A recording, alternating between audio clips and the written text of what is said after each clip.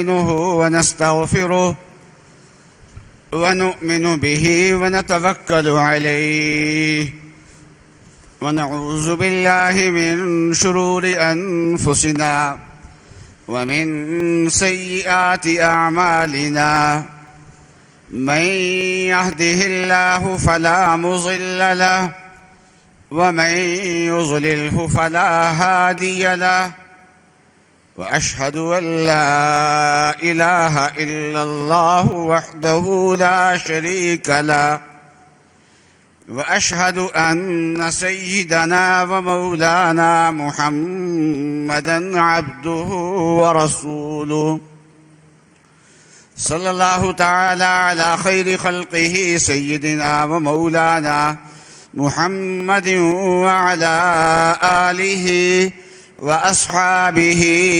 أجمعين.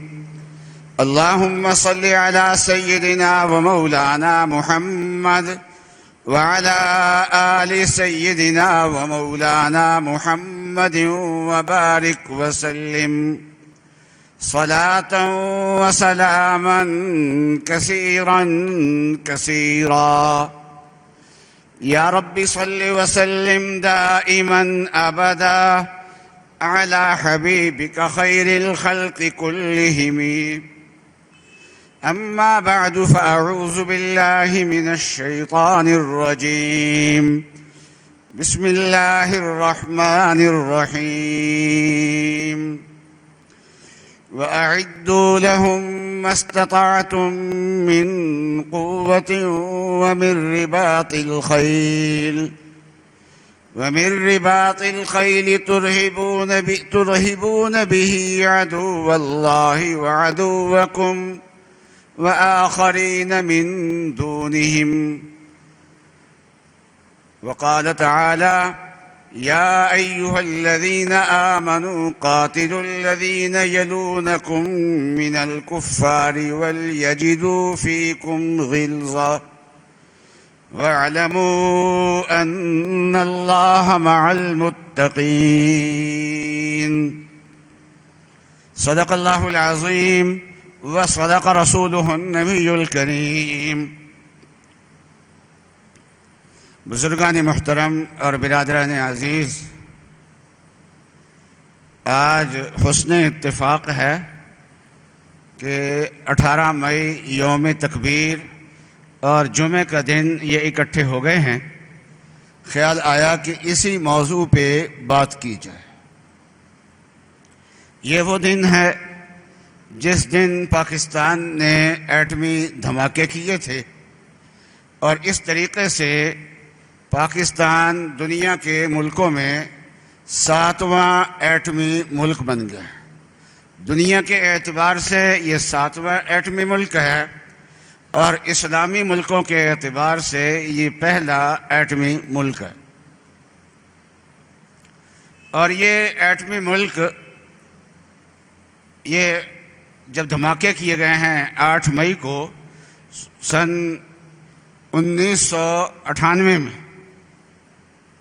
تو یہ نہیں ہے کہ اسی دن یہ تیار کرنا شروع کیا ایٹم بم اور اسی دن دھماکے کر دیے گئے ہیں، بلکہ اس کی تاریخ ایک لمبی تاریخ ہے. ذوالفقار علی بھٹو نے اس کی بنیاد رکھی ہے اور جنرل ضیاء الحق کی حکومت، پیپلز پارٹی کی حکومت کی بالکل ضد تھی، لیکن اس کے باوجود ان کی رکھی ہوئی بنیاد کو اس حکومت نے بھی، جنرل ضیاء الحق کی حکومت نے بھی اس کو آگے بڑھایا اور اللہ تعالیٰ نے ان کو وہ حالات فراہم کیے ہیں جس کی وجہ سے اس کو یہ موقع ملا کہ یہ ایٹمی جو قوت حاصل کرنے کی جو کوششیں ہیں ان کو آگے بڑھایا جائے.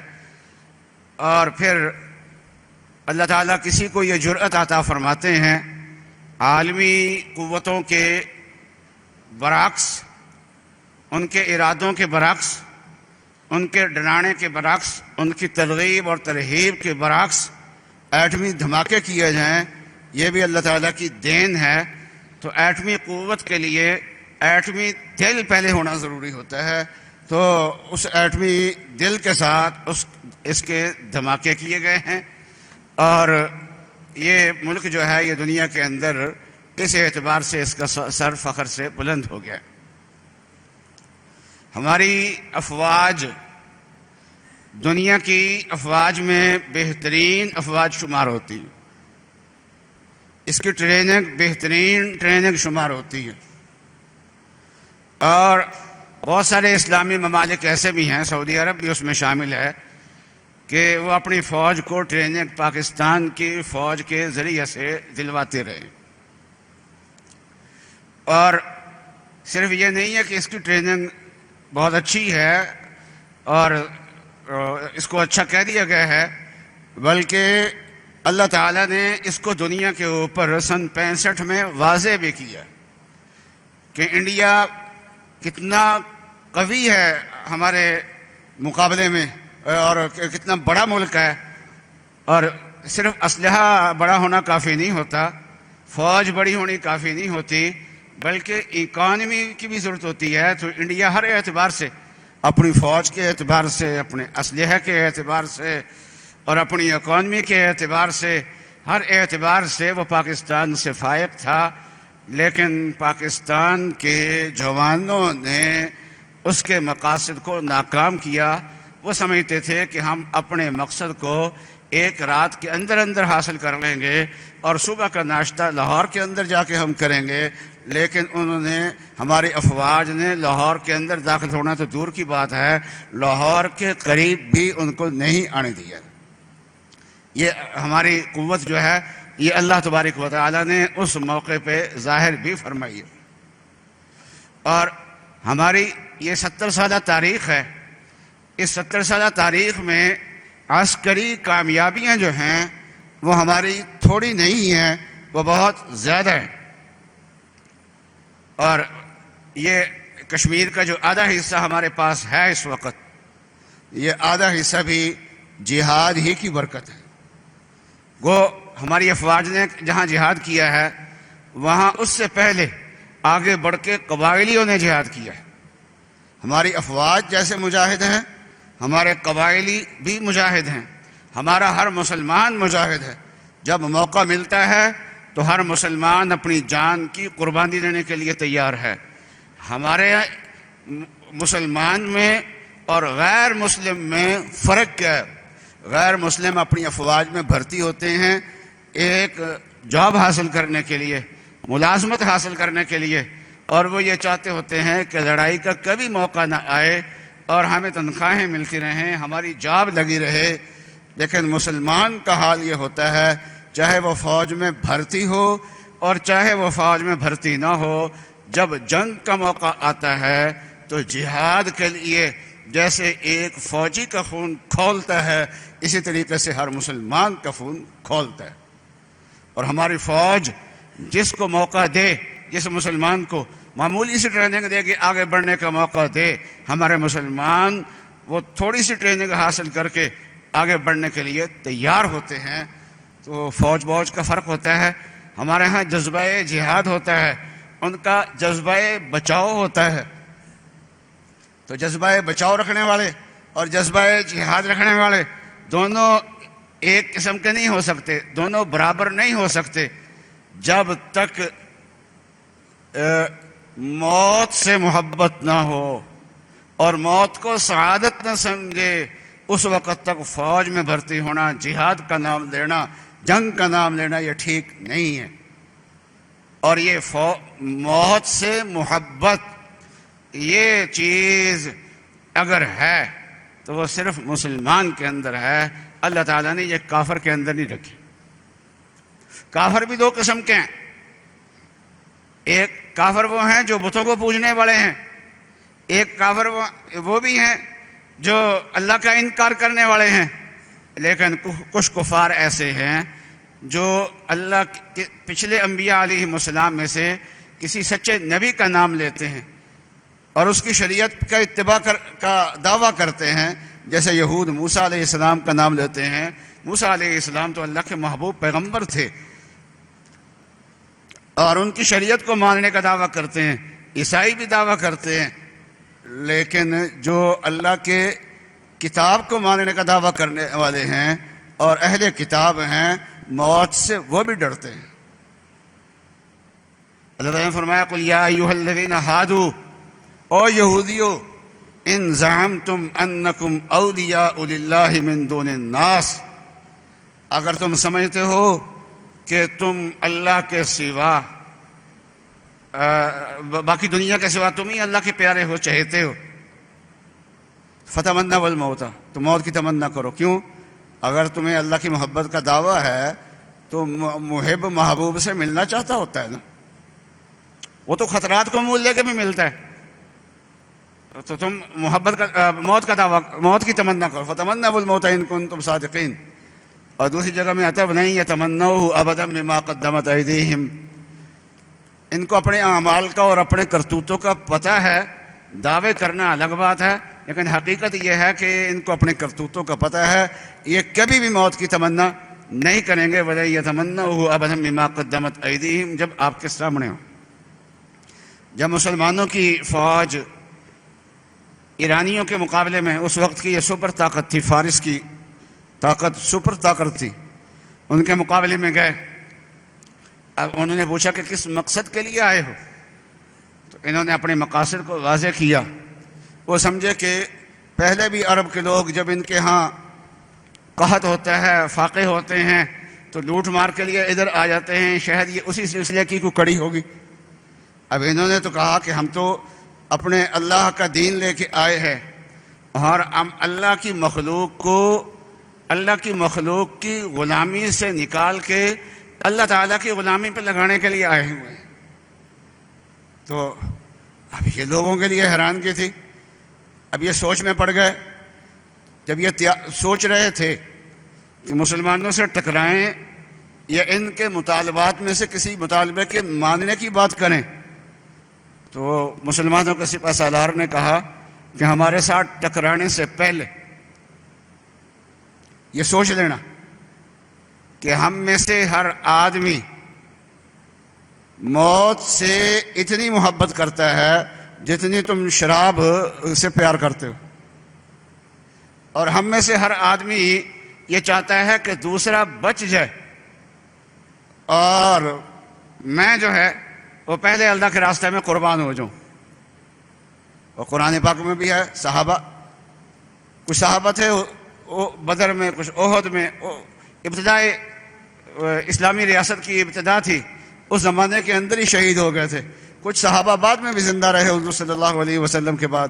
قرآن کیا کہتا ہے فَمِنْهُمْ مَنْ قَضَى نَحْبَهُ وَمِنْهُمْ مَنْ يَنْتَظِرُ، کچھ لوگ ایسے ہیں جو اپنی تمنا پوری کر چکے ہیں، یعنی موت ان کی تمنا تھی، ان کی نظر تھی کہ اللہ کے راستے میں ہم جو ہیں وہ قربان ہوں۔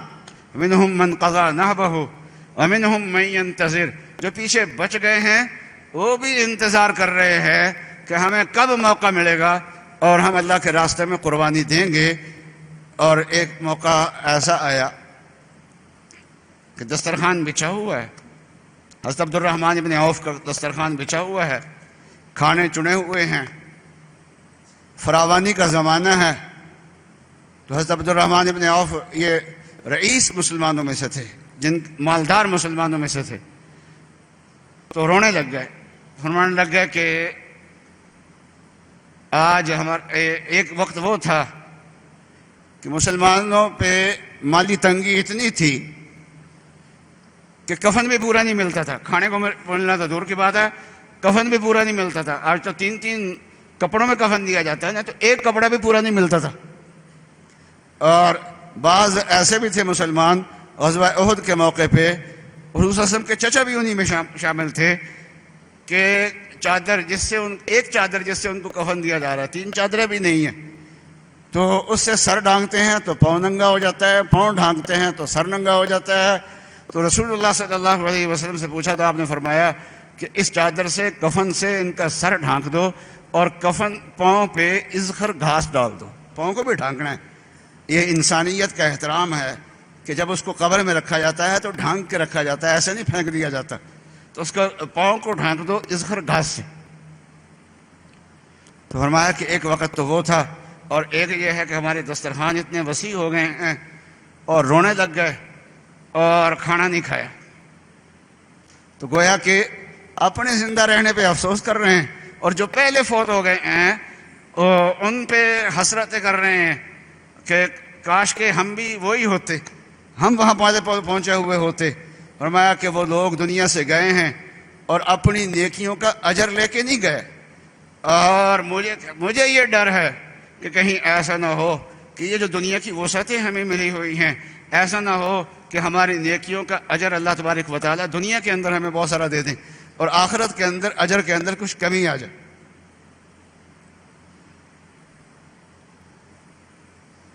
تو میں عرض کر رہا تھا کہ مسلمان میں اور کافر میں فرق ہے، اس لیے انڈیا کی فوج بڑی ہوگی اور وہ سب کچھ بڑا ہوگا، لیکن ان کا اور ہمارا فرق کیا ہے؟ ہم میں سے ہر ایک جو ہے وہ پہلے مرنا چاہتا ہے، وہ موت کو سعادت سمجھتا ہے۔ یہ ٹریننگ ان کی فوج کے پاس نہیں ہے، یہ یہاں کے پاس ہے، اس لیے اس میں وہ برتر نہیں ہو سکتے، وہ بڑائی حاصل نہیں کر سکتے۔ انہوں نے 2 سال پہلے 27 فروری کو یہ آزما کے دوبارہ بھی دیکھ لیا پاکستان کو، اور ان کا جہاز بھی گرایا گیا اور ان کو ناکام بھی کیا گیا۔ وہ گھس کے پاکستان میں آئے، انہوں نے سمجھا کہ ہماری فوج بڑی ہے، ہماری فضائیہ بڑی ہے، اور ہم جو ہے وہ پاکستان میں حملہ کر کے اور خاص متعین ٹھکانوں پہ کو ٹارگٹ کر کے ان کو تباہ کر کے اور ہم کامیابی حاصل کر لیں گے۔ لیکن کامیابی تو دور کی بات ہے، ناکامی کا منہ دیکھنا پڑا۔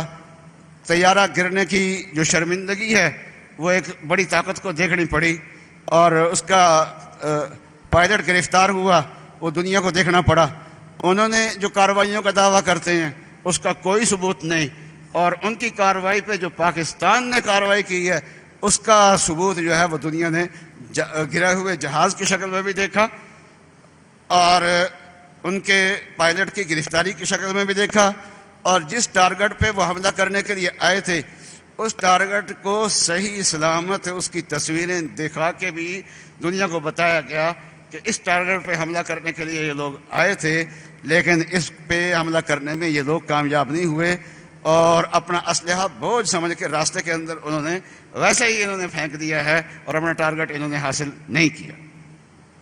تو میں عرض کر رہا تھا کہ 70 سال کی عمر میں پاکستان کی بڑی کامیابیاں ہیں، یہ کشمیر کی آدھے کشمیر کی آزادی یہ بھی ہماری کامیابی ہے، اور یہ 65 کی جنگ یہ بھی ہماری کامیابی ہے، اور افغانستان سے روس کا نکلنا یہ بھی بہت بڑی کامیابی ہے۔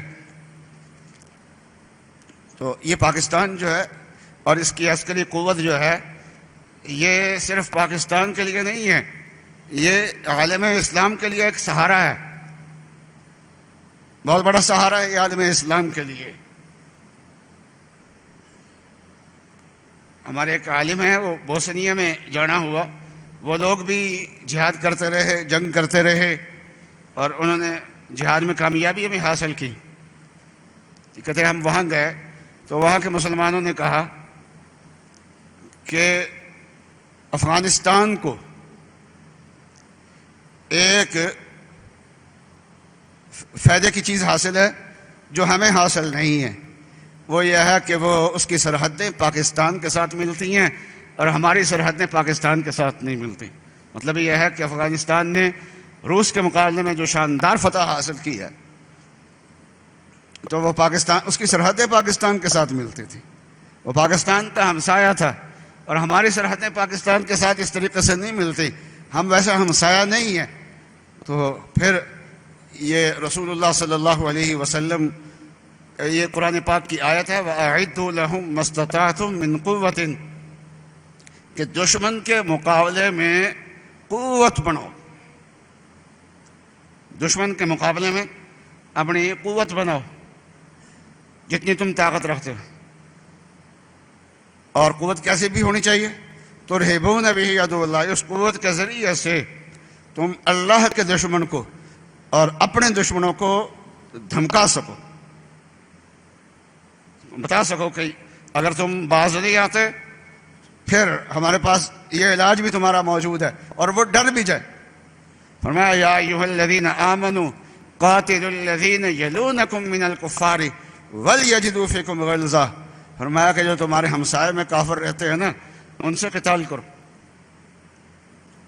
اور وہ تمہارے اندر سختی محسوس کرے، ڈریں تم سے، تمہارے اندر اتنی طاقت ہونی چاہیے کہ وہ تمہارے ڈریں تم سے۔ چنانچہ انڈیا نے ایٹمی دھماکے کیے، وہ پہلے سن 74 میں بھی کر چکا تھا، پھر دوبارہ انہوں نے سن 1998 میں پھر دوبارہ کیے ایٹمی دھماکے انہوں نے۔ تو اس کے مقابلے میں پاکستان کے پاس بھی اب طاقت تھی، اب یہ دھماکے کر سکتا تھا، اور دھماکے کرنے کے لیے بھی تیاری کی ضرورت چاہیے، وہ تیاری بھی پاکستان کے پاس مکمل طور پہ موجود تھی۔ اب امریکہ کی بڑی سپر طاقت وہ بار بار کہہ رہی ہے، وہاں کا صدر 5 بار فون کیا اس نے پاکستان کو۔ میں نے عرض کیا تھا نا کہ جیسے ایٹمی قوت ہے، دل بھی ایٹمی ہونا چاہیے، قوت ہونا چاہیے۔ اس ایٹمی قوت کے ساتھ اس وقت کے وزیر اعظم نے جو ہے ایٹمی دل کے ساتھ اس نے اس وقت دھماکے کیے۔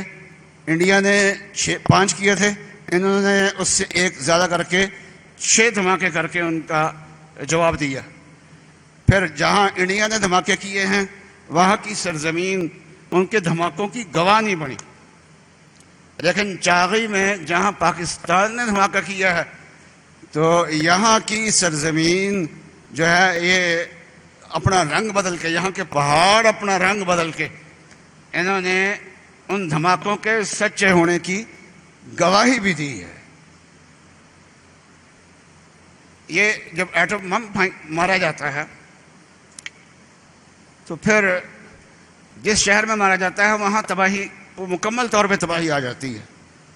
اور اس سے پہلے 2 شہروں پہ امریکہ جاپان کے 2 شہروں پہ ایٹم بم گرا چکا ہے، لیکن اس وقت کا ایٹم بم اتنا ترقی یافتہ نہیں تھا جتنا ترقی یافتہ ایٹم بم اس وقت کا ہے۔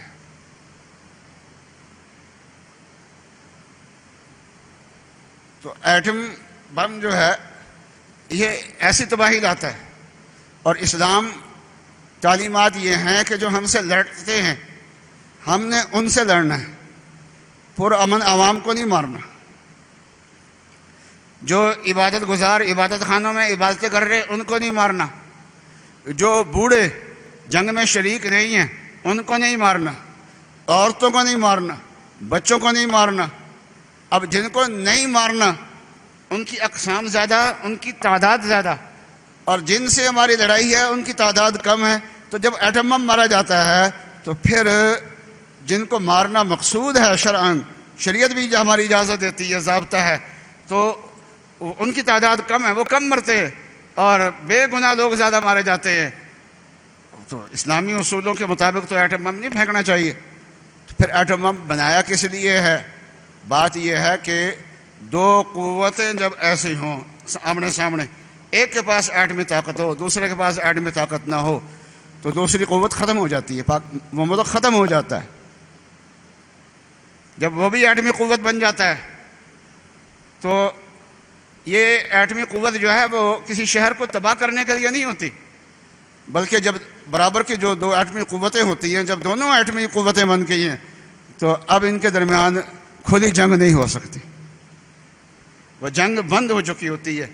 اس لیے وہ جو دو بدو جنگ ہے وہ پاکستان اور انڈیا کی اس وقت سے بند ہو گئی ہے جب انڈیا نے بھی دھماکے کیے اور پاکستان نے بھی دھماکے کیے ہیں، اور ایسی صورتحال کے بعد پھر آپس میں جو تنازعات ہوتے ہیں ان تنازعات کو حل کرنے کے لیے مضبوط خارجہ پالیسی کی ضرورت ہوتی ہے، اور مضبوط سفارتکاری کی ضرورت ہوتی ہے، مؤثر کارروائی سفارتکاری کی ضرورت ہوتی ہے۔ لیکن یہ دونوں چیزیں جو ہیں اس میں ہم کمزور ہیں۔ چنانچہ کشمیر کے مسئلے پہ ہماری سفارتکاری اتنی مضبوط نہیں ہے، جبکہ یہ جمہوری دور ہے۔ اس جمہوری دور میں مختلف دنیا کے خطوں میں احتجاج بھی کروائے جا سکتے ہیں، اس کو اجاگر کیا جائے کشمیر کے اندر جو مظالم ہو رہے ہوتے ہیں۔ اور آج جمہوری جو ممالک ہیں اپنے آپ کو جمہوریت اور انسانی حقوق کہتے ہیں، وہاں کی حکومتیں تو منافق ہیں، لیکن وہاں کے عوام بہرحال جب انسانی حقوق کے خلاف کارروائیاں ہوتی ہیں تو بلا تفریق مذہب وہ لوگ اٹھتے ہیں، لیکن یہ ہے کہ ان تک بات پہنچائی جائے، کسی بات کو اجاگر کیا جائے۔ تو آج ہماری جو خارجہ پالیسیاں ہیں اور ہماری سفارتی جو کوششیں ہیں وہ جس چیز کا ایٹمی قوت بڑھنے کے بعد جس کی ضرورت تھی وہ آج نہیں ہے.